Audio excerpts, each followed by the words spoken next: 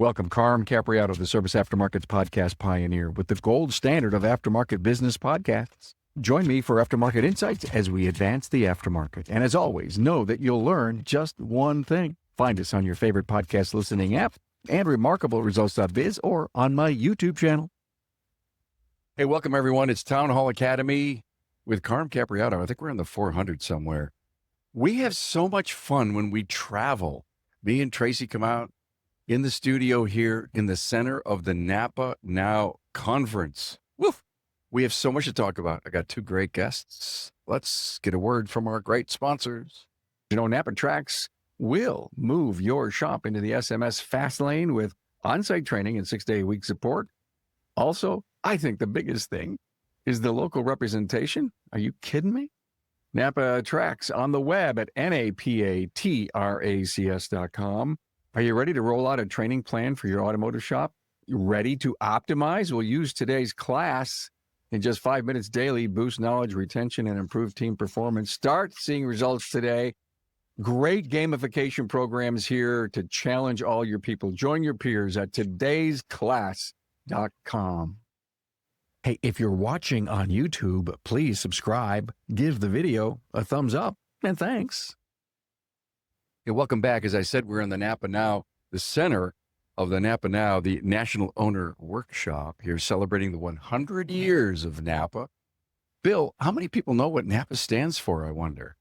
Well, it's an acronym been around for a long time. I think we're just known more as NAPA as opposed to National Parts or National Automotive Parts Association. Yeah, I know. But 100 years, it's a big thing to think about a company today selling auto parts to be 100 years old. Pretty proud to work for that company.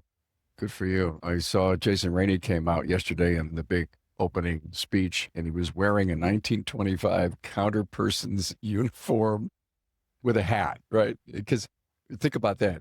In 1925, everybody wore hats for everything. Milkmen, even if you went out in public with your significant other, men wore All hats. genders. All genders. Everybody. Oh, yeah, that's right. Ladies' Everybody. hats, men's hats. That's right. That was just a different time. And everybody was uniform. To see that, imagine going back to the parts store back then and the guy in his, three-piece conductor suit with his, paper hamburger hat, whatever you want to call it on it. It was a different time. And to think how far we've come with automobiles, technology, just service, the amount of garages, the influence of automotive on society, it's been incredible. It really has. It would be cool to do an episode with how many industries, like the haberdashery industry that made all these hats and where it went. And I wonder why we stopped wearing hats. Curiosity, was it? We're paying a lot of money for haircuts. I just needed to hear that. Thank you. You derailed my thinking, but okay. Let me just do the proper thing. Let me introduce my guests that are here in the studio at NAPA Now. Is Bill Weaver. You've heard Bill Weaver on the show. He's done cool video episodes with Tracy at the EV Ready Training Center in Canton. My pleasure every time. Wow. And I saw you playing an episode with me and Matt in the Autotech training booth. Once we get your media, we use it. Yeah, I see that. We send it everywhere. Yeah. Thank you for putting a darker mustache on Matt in the video. That was really nice. It wasn't earlier today. It made him look a whole 10 years younger.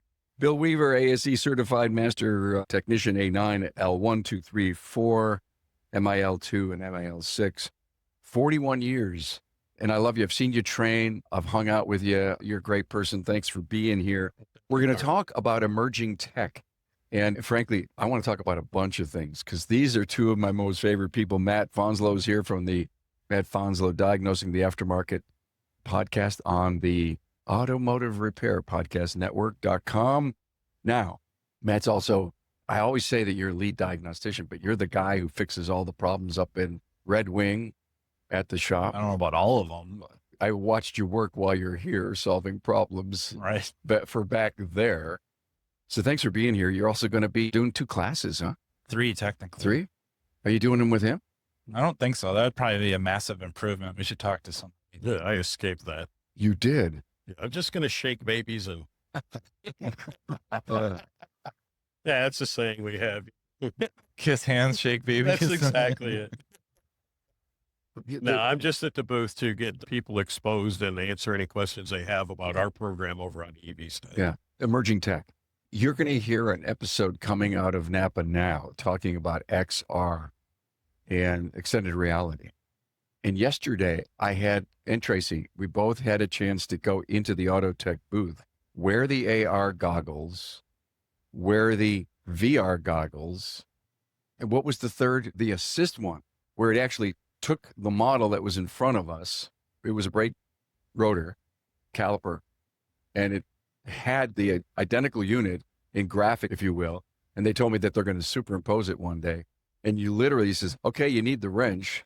And you picked it up. If you didn't pick up the wrench, you would have been told it wasn't the wrench. It did QR code scanning. I have to tell you, I was like a kid in a candy store at that point. I totally loved it. And what I didn't have a chance to do that you did, Matt, is you wore the Meta glasses and you sat in a vehicle and you started to ask it questions. And it's really portable AI. Am I right? Yeah, essentially the glasses have microphone and a couple of cameras in it, and of course speakers near your ears. But it's the interface for you as a technician to potentially some sort of service information. So it was very much tailored for the vehicle they have over there for an assumed brake job. You get into the car and you can ask it questions acting as a technician, like, what's my next step? I've got the wheels on, they're torqued. It might say you need to take it on a test drive to verify that it doesn't pull. Also to burnish the brakes, and I'll give you a procedure for brake burnishing.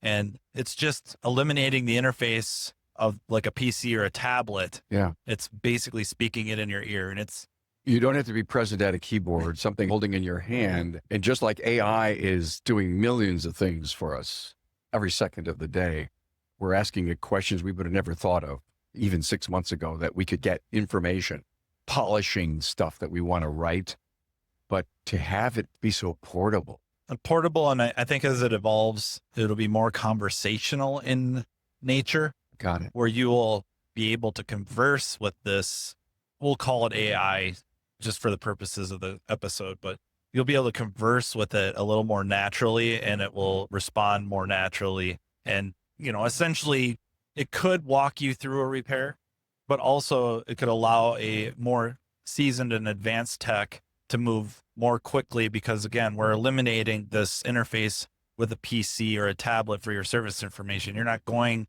to a computer to look up specifications. You're not going to a computer to find out the procedure for removing this panel. It would be able to tell you, and I think future versions, and that'll be for that episode, an upcoming episode you'll have with Robin about the future. But I think the glasses will have their own augmented reality. Yeah.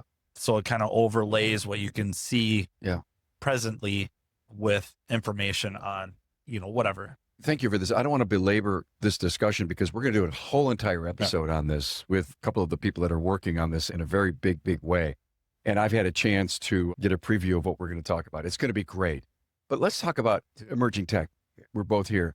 What's going on with ADAS? Interesting story the other day that says some of the dynamic calibrations are moving to static and vice versa. And everybody's saying, well, I'll never need to have to invest in ADAS equipment because it's all going to be dynamic someday. I don't think so. I don't believe that that's going to happen either, because dynamic in certain situations, if you get up to, let's go back to a month ago, Arthur Street in Brooklyn. Where would you drive a car in Brooklyn or a major city in order to get a dynamic calibration to actually happen? No, you can't. Dynamic calibrations have a speed you're supposed to maintain, a clarity of road, well marked, things for radar to see on the side of the road. Everybody has their own test drive that's prescribed for that vehicle. And there are situations where you are just not going to be able to do that. And some city footprints in our country are just so huge, it would take half an hour to get to a place where you could do the road test. That's my point. The other point that I keep thinking about, because there's been a lot of discussion in my area of influence of people about ADAS calibrations. And we're talking about collision shops. We're talking about, do we really know when the OE says it's required and it's not requested? Oh my God, look at that. Hi, John, looking through one of the glass. And to all of our listeners, we're sorry for the interruption, but this is what happens when you're out live. In the case of this particular, we're in the Bronx, and we know we have to do a calibration. We got to send this car out probably to the suburbs where it can be actually done the right way. Now, what if you're doing a car for a body shop that's freshly painted? Do you put it on a tow truck to take it to the suburbs to do the work? There's just so many questions you have to answer. The technology is great. The application of it in your business is very personalized. And that's in the US. Car manufacturers don't sell cars just in the US, and just vehicles in the US aren't the only vehicles that have ADAS on them. And maybe car X, whatever model or make and model you want to call it, you buy it in the US. Maybe they don't sell that model in a different country, but the system, the ADAS system, whatever it is, radar, camera, combination, that system from whatever manufacturer, Bosch, Continental, that's on those cars in those other countries. And they're going to have a similar procedure for calibration. They may not have the infrastructure of roads to allow a dynamic calibration. Therefore, it has to be static. It has to. What we're seeing is, I think what you're talking about is, I hear more and more cars are going dynamic. And I said, it's interesting. Vehicles that were historically dynamic seem to be shifting to static. And now vehicles that were historically static have been adding some dynamics. And in some cases, you have a choice. You can choose to do the dynamic or the static. And a lot of times the static is way faster. And sometimes you have to do both. Right. There's a follow-up. Yep. Subaru is a perfect example. With eyesight, you do a static calibration with a target, and then there's a required follow-up dynamic drive. Within it's 20 minutes, I believe. You have to get it initialized or you start all over. Yeah. So and you're watching on your scan tool to see as it's learning. Why are we ignoring this as an industry? Why are we putting up our hands saying, I'm not going to spend 50, 60, 70 grand? I don't see the importance of it. Why are we ignoring?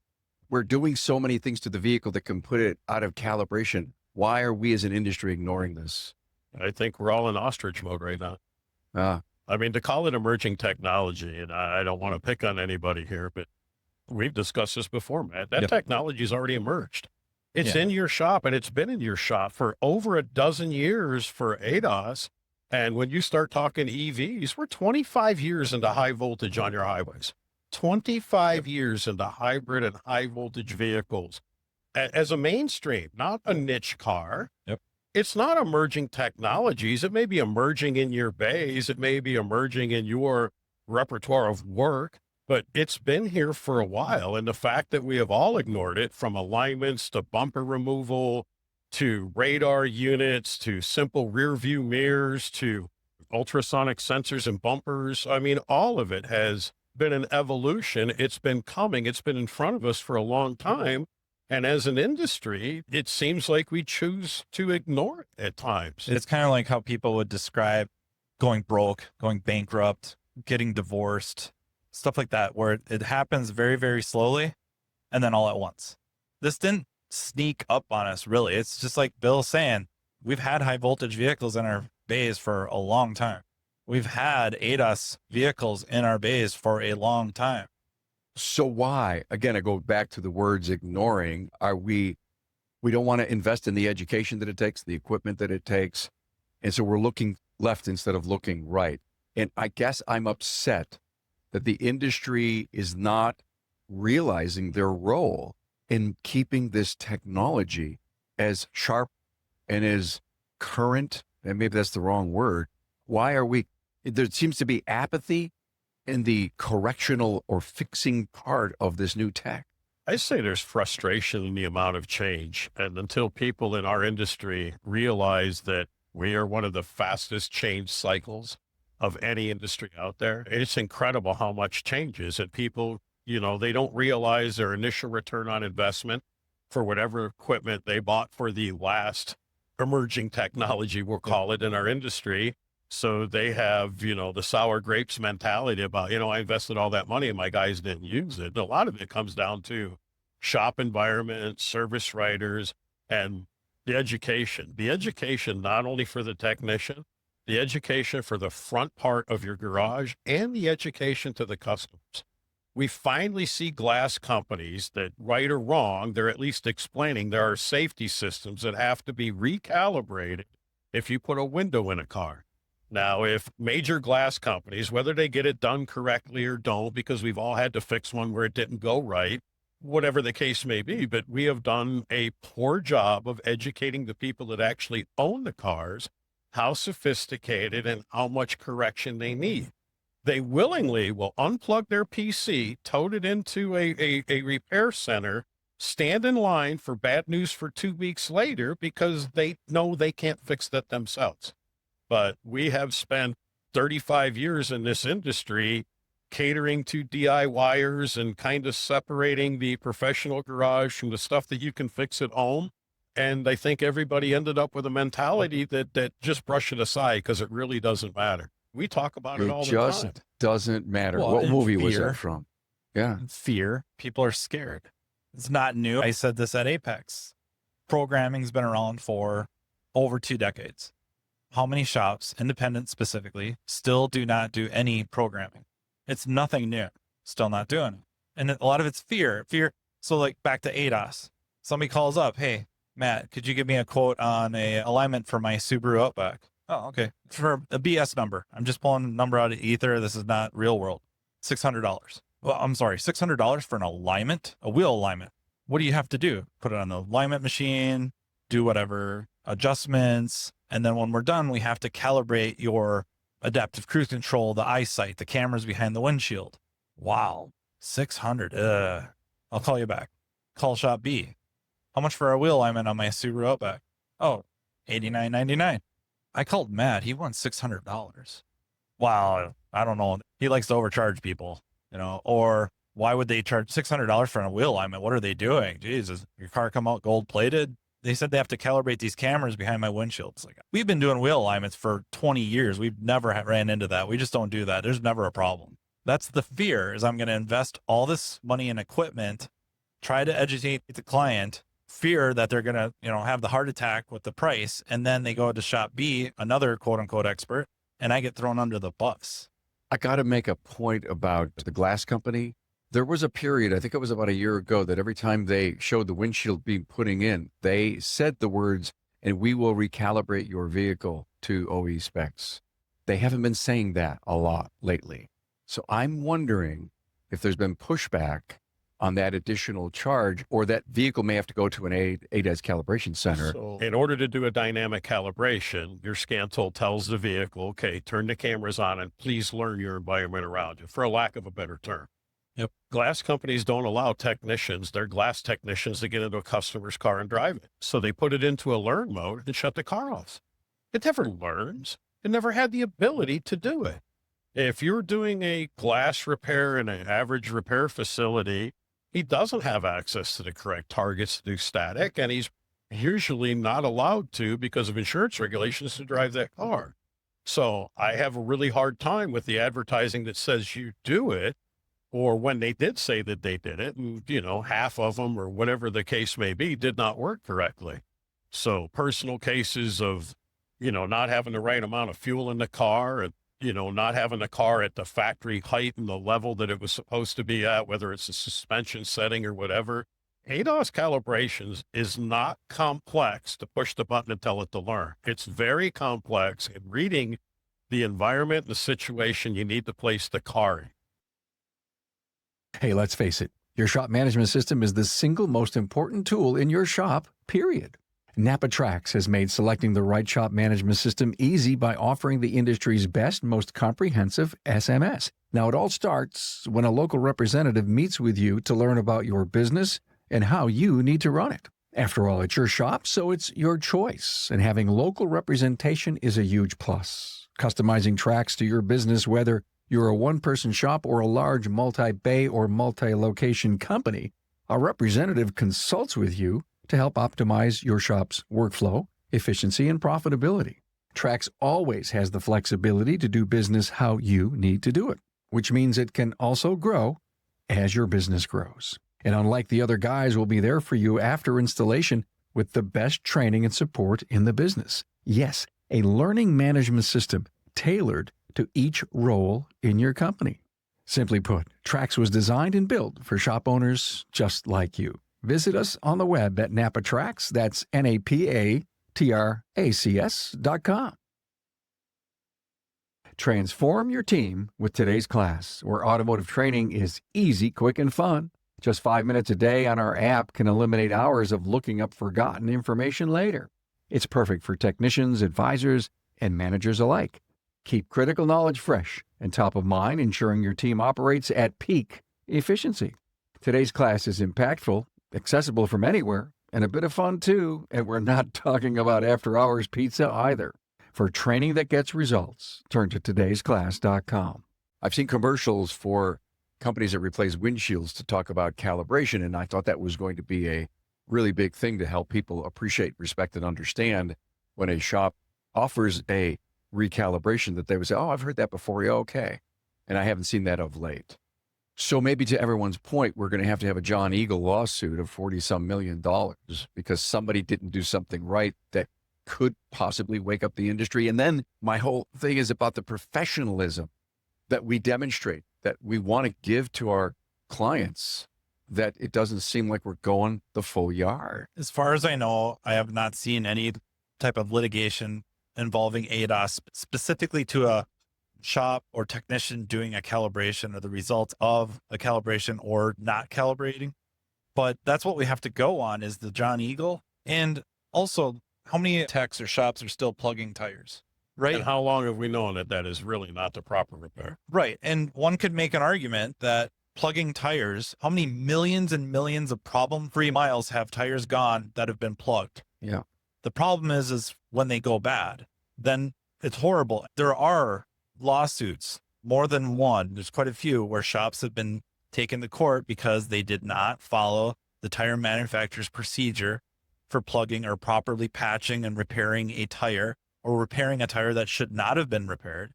Ultimately, it comes down to follow this frickin' service information. RTFM, read the frickin' manual.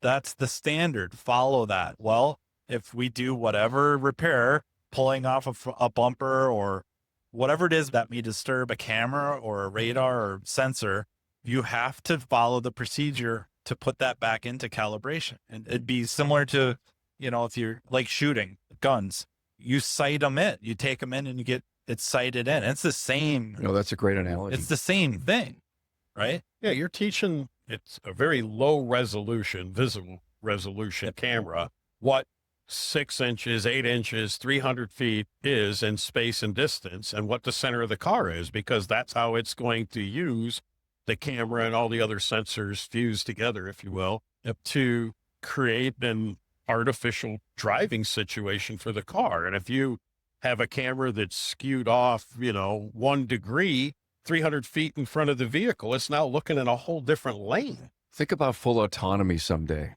Full autonomy or even not, there's a little something going on. And Carm can speak to this much better than I can about slow down, move over. Yes. Well, a lot of cars now have pedestrian detection. We're sighting in or we're calibrating cameras and radars that are going to be looking, for pedestrians. And AAA just said, one of the representatives here had popped in. Jim Senate came in and said they just lost another person. Right. They're getting hit by cars on roadside. And so our vehicles are going to have systems, or some of them already do, that they're kind of keeping an eye out for that and would either slow way down for us or move us over. Well, what's the reality of that? Puts you in a precarious position, a litigious situation quicker than an actual car crash. I'm just thinking horrible thoughts of this vehicle hits a person that is fully equipped to have sensed that or done something with it, and it was off by a foot down the road, and the car couldn't react. I guess, what do we blame it on? Let's not even go doomsday. If it's not correct, are you going to be in the center of the lane? Is lane keeping assist going to work if you're always on the yellow in the center or you're always on the white because you're just off a little on the calibration? Kind of fixed isn't fixed. So it doesn't have to be a catastrophic litigious thing. Well, what if you induce a pull in the vehicle that no alignment shop's ever going to correct because the car's trying to correct itself and it's what it feels is space and time? Bad springs, vehicle overloaded, camera looking at a bridge abutment above us. There's a lot of things that people don't think about with the emerging technology. And when we go back to emerging, full self-driving, let's consider that emerging technology. That is out there, but it's not in your bay every day because it turns out it's a lot harder than everybody led us to believe. You know what it reminds me of? The cardiologist, the doctor, needs to keep your heart healthy. And there's so many things that you do to yourself in consumption and in exercise and input, in sleep, and that keeps you healthy. If the heart's the center of it, if ADAS is the center of this vehicle keeping itself where it needs to be, healthy for the environment, healthy for the driver, healthy for pedestrians, healthy for the other vehicles, then all of this stuff has to be done. Our responsibility as specialists in the field is we got to know that this has to be calibrated. I don't ever want to know that I'm off 5 feet in 100. The word that you just dropped there is the most important one: responsibility. Yeah. If you're a professional auto repair facility or a technician, isn't it your responsibility to do it correctly? Or at least offer the information up, and then it's their choice? I do not control my customer's wallet. However, I am the expert that they look to get the information so they can make an informed decision. On what scenario have you ever ran into where at the end of whatever service, they say to you, we didn't do this because we didn't want to invest in the time or the equipment? Well, what does that tell me about the facility Right. I just left? You have to go somewhere else to either have this completed, or they just don't tell you anything about it. And then you find out later, like, wait, did they ever do this? I'm not trying to be intentionally vague about auto repair. I'm thinking just whatever. You go to the doctor, they didn't do a certain test because they don't have the equipment. They didn't want to make the investment. Well, do they at least do you the services telling you could go to this other facility to get this test done or this treatment? Or do they just not mention it at all? And if you're a shop that has the limited footprint and ADOS isn't for you, well, there might be somebody close that you can partner with, and everybody gets upset by giving another technician or another shop money in town. Yeah. But there are facilities that sent me alignments for years because they did not invest in the alignment equipment. So an ADOS facility for the aftermarket, for your smaller body shop, somebody that's not invested into it, maybe that's a way for you to at least offer it. Listen, we have a deal with a local ADOS shop that's not open to the public, but we do send our customers over that way.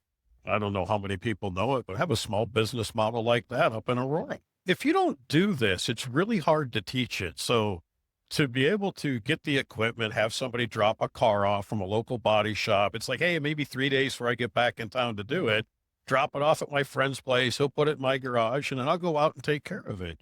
But that's how I started with it. And because they didn't want to make the initial investment and I had the equipment to do it, it naturally lent itself to, small businesses helping other small businesses. I don't want to change the topic, but I want to swerve a little bit. Before we turned on the mics, Matt and I had this discussion about the reality that many shop owners don't realize what the cost of living is, what the cost of a home is. You remember that? Yep. The adage of the cost of eggs, the cost of butter, the cost of milk, everything going up, realizing that the families at work that he's responsible for, we fix vehicles, but we also have other mouths to feed. When I think about that discussion, Matt, about many people are making decisions and because in their world, their mortgage payment's $1,000, their rate maybe is 3.8 or lower, and not realizing that people in the real world today that want to buy a house. And have you priced your house on Zillow lately? Yep. Type thing. So my thought in that regard was, okay, you don't think it's important as an owner and all that you provide to your client. You have a 10-year-old vehicle. You're smart. You maintain it. It gets me back and forth to work. But one of the things that all three of us were talking about last week in prepping for this was, have you driven a newer car lately? You remember that discussion? Just go rent a car and see that there's no dashboard, but a big TV screen in front of you, and put it through its paces and get a feel for it. This is the stuff that's coming in your bays today. And what are you doing to make sure that the technology continues to live at the level it was born with?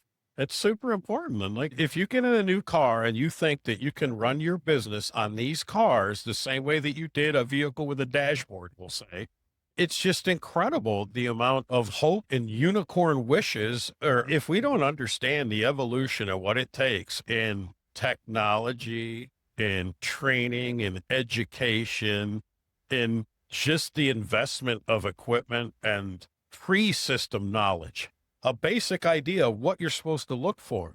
I am amazed if you go through the driver's information center and go to driver's assist and just start rolling through the difference between lane keeping assist and lane centering control and full self-driving. There are different layers of integration. It's just amazing what your car can do. Now, you've been down to our EV center and we've driven the Tesla with full self-driving. We've got a video of you guys in the Mach-E when it's driving itself. When it works correctly, it is incredible. I teach it. I still don't trust it. My hand is by that wheel the whole time just because of the amount of information that's being processed and the amount of reaction that the car is capable of making. I just want to make sure it made the right choice. From a perspective of you, Matt, I know you perform at the highest of level for your clients. You have all the equipment to do it right. You know, the old story of, Matt 600, how many times has a correct alignment and calibration been refused at your shop? I can't think of like a calibration after the alignment. Of course, people, you call them that something's way out and needs control arms and they can't afford it. Okay, well, it's going to chew up your tires. It's going to pull. And that's been refused. But I don't think we've ever had, we've done the alignment and it needs this calibration. And they're like, well, no, don't do that. They know up front. They're trusting you to make all the right decisions. Well, it's sold together. Like it's not really, we can do the alignment and skip the calibration. Like that's just not an option. But you're doing it because you own the equipment. Yep. The people that are quoting this, the right thing to do, the required next step after the alignment, they don't have a place to take this vehicle to get it done right because they don't own the equipment. They're not even requesting it. How much effort did they put into finding a solution for? I can't answer that. Yeah. I mean, but it's a great question. They have to refer it somewhere. How do you live, Matt, with all the spinning plates you have to put up in front of you? I knew we'd. I don't do any of them really well. The spinning. This is going to go down in infamy. Spinning is, I don't know. That might be an optimistic. Like they're wobbling. I just want you to know we're creating this incredible new term in our industry, effective right now. It's called the spinning plate syndrome. Okay, and when us three were on a discovery call for this show, Matt says, "I have it written down, 2.5." That's what you said. I'm switching the Tupperware though. Freaking plates breaking all over the Yeah, there is a lot of broken dishes in my area. It's multitasking. It is, but some of us can do it and some of us can't. And we stumble, we have comebacks. All that stuff goes on in the real world, hits you in the face. I think multitasking or spinning plates is critical, but I think you need to know what your limitations are. When we've had this conversation, it took me a long time. And I've accepted that I am a 2-plate person. I can juggle 2 balls at one time. All right. And it's literally just throwing one ball out of one hand at a time because that's all I can do. 1 week later, I get distracted and lose concentration easily. And Matt and I had this conversation, and I think that is one of the biggest time sucks that I have when I'm doing a diagnostic is getting back into the phone ring. And in the back of my mind, if it rings more than 2 times, you need to go answer it because obviously somebody has forgot what they were supposed to do. And the same way within Matt's situation, even more, because that's part of his responsibilities. So the more that you put on your plate and try to juggle it or spin it, as you will, from the old N. Sullivan days. That's where it came from. I realized, and I got to tell you, when you look in the mirror and you have those hard conversations, now you can get a plan of action and just realize I could do 2 things okay. I can do 1 thing really well. And if I try 3, somebody's sweeping up broken dishes. That's just the way that my head works. I think part of everything we have to think about is that you're cleaning up broken dishes. Matt, I know. Sometimes I pick up the phone, I call you, you're talking to Tracy, you're working some stuff out, and you're working. How do you do it? I do a terrible job. You guys can probably tell. I mean, seriously, when you're talking to me in certain situations, you probably know my attention level with you is extremely low. And it's not like dismissive or I'm trying. Call was hilarious. Yeah, it's not like a line of 5 people outside the office, and he's trying to talk to us. Yeah, and I'm just, you can tell like this, nothing against you guys, or I'm not upset, but I just like my focus is elsewhere, or I'm trying to keep a certain amount of focus on something so I don't lose my place. Yeah, but why do you take the call? Like from me or anybody? I'm not talking about you. I'm talking about us as an industry that are allowing our people to probably float too many plates and to be productive and Right. efficient and do a good job the first time. And I don't know the number, and I typically have a rough time like mentioning like a podcast episode I did, but I discussed this once a while ago on Diagnosing the Aftermarket about Apollo Robbins, the gentleman thief. He's a magician. Oh, right. And right. my reason for that was just really pounding home that if anytime you go to a magician or a magic show, this is categorical proof that you can only focus on one or two things at once. And that's it. That's why magic works. That's why sleight of hand works. You can't focus on more than one or two things at once. You just can't. And what a magician does is control your focus. That's why they're good at what they do. They choose what you're going to focus on, and then they can do other stuff and you have no idea. I love to watch magicians, and especially with close-up magic. And I remember one time sitting over to the right and watching them. I said, I know I'm going to catch it. I couldn't catch it. It was a bunch of magicians in a room. And I went from magician to magician from different perspectives to watch them. I couldn't find it, man. Yeah, it hammers home that if you have distractions at work, whatever those are, going up and asking questions, phone calls, fires to put out, whatever that is, if you have distractions, you are setting people up to fail. They will start missing stuff. And how lucky are you going to be on what they're going to miss? ADHD, hyperfocus, you said to me last week. And I said, Yeah. you got to talk about that. Well, it seems like this profession draws a lot of people that have a certain level of ADHD and attention deficit disorder, or that's kind of a poorly named, I don't know what you want to call it, affliction. It's poorly named. It's really a focus deficiency where you have trouble maintaining focus on any one thing, except people with ADHD have kind of a superpower. That relates to the magic. Yeah, where they can hyper focus. Okay. So I don't know about how many people you know with ADHD that are like diagnosed, that if they're working on something, if they're reading a book, watching a show, at work, taking a tire off, whatever they're doing, if they're focused on something, you can't get their attention. You can sit behind them and go, no, Matt, Car crash behind them. Matt, won't even look. Matt, you don't exist. The world doesn't exist. That is all. Okay, we need to know this as team members and owners. And is that let this person go? They're going to be really great. We all know it, but we've never identified it for other people. Yeah. Yeah. Everybody refers to it. I'm in the zone. I was really deep into it. I understood things. I could read it and it happened right away in my head. And that hyper focus, that is one of the traits, the personality traits that we seem to find over and over and over again. They're personable people, but when they're in that ultra focus mode, you may get a reputation as not being the nicest person in the shop. Exactly. Because you don't respond to people and smiles and common words about, hey, it's lunchtime. It's like, I'm busy over here. I'm really into this diagnostics and I really don't have time to grab another plate and throw it up on that cane. Yep. And then just kind of understand it, right? Understand what's happening. It's not personal. And if you do need their attention, you're probably not going to get it by saying their name or yelling, hey, you.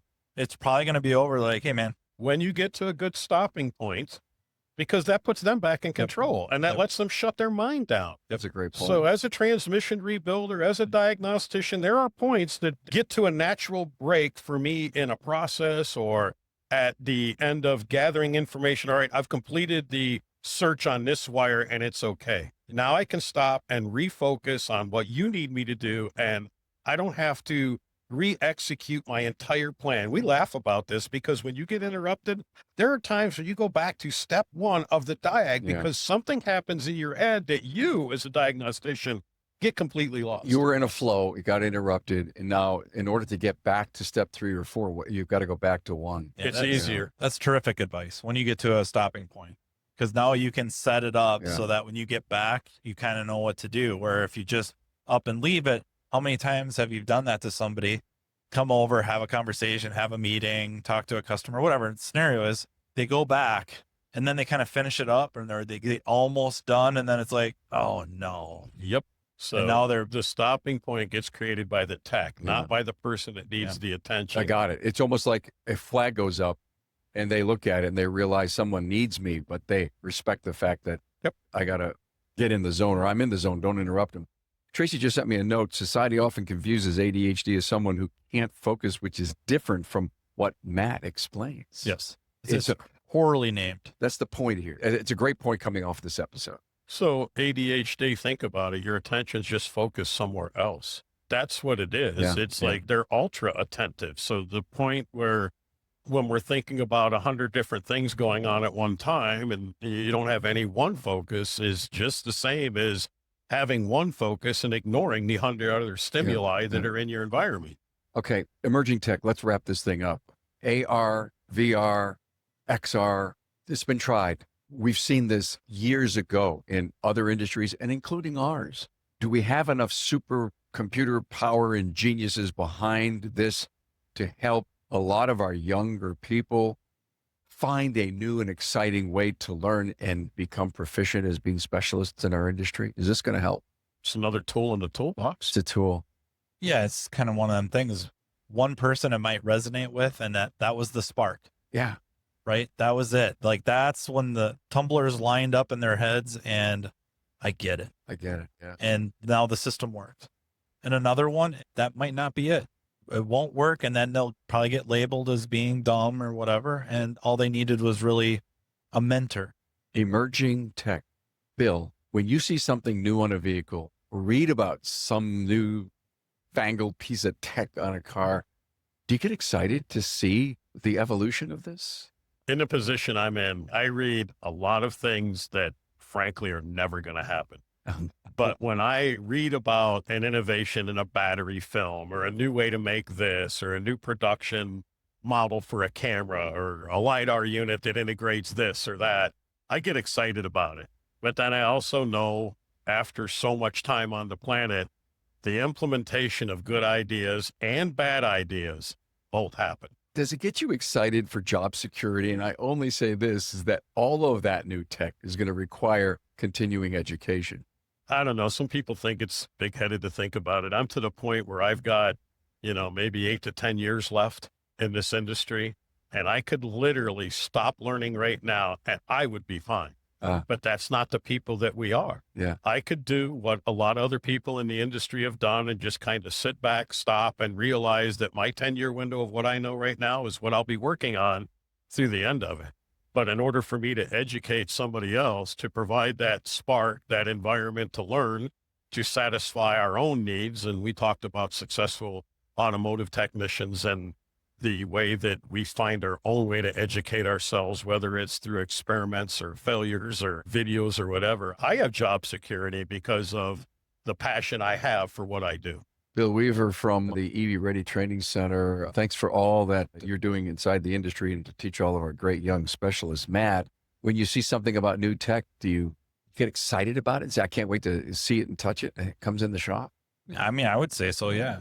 I can't think of a situation where I wouldn't. There's stuff I'm surprised hasn't. So you're like a kid in a candy store when it comes to that. Oh, yeah. I guess I get a kick out of that stuff, right? I mean, again, it's nothing new, but to me, it's interesting that a customer shows up with their car and they're like, hey, could you help me link my phone to the infotainment system? Oh. And I'm just thinking to myself, like, people I used to work for, could they ever imagine somebody A, having a phone, like a cell phone, and then B, like linking it to their car? I don't know. That stuff, I find that interesting and comical. And then you can listen to this podcast linked from Bluetooth to the car. Get your big Bose speakers cranking up inside On the your car. dashboardless car. Yeah. I mean, there might be certain podcasts that show up a little bit higher up on their. One or two. And it would be ours in the Automotive Repair Podcast Network.com. Hey guys, thanks so much, Matt Fanslow, Bill Weaver, for being here at the NAPA Now conference, celebrating 100 years, the National Ownership Workshop, first time ever done here. And so far, I got to rate this thing an A+. Thanks, guys. Hey, Carl. Thank you.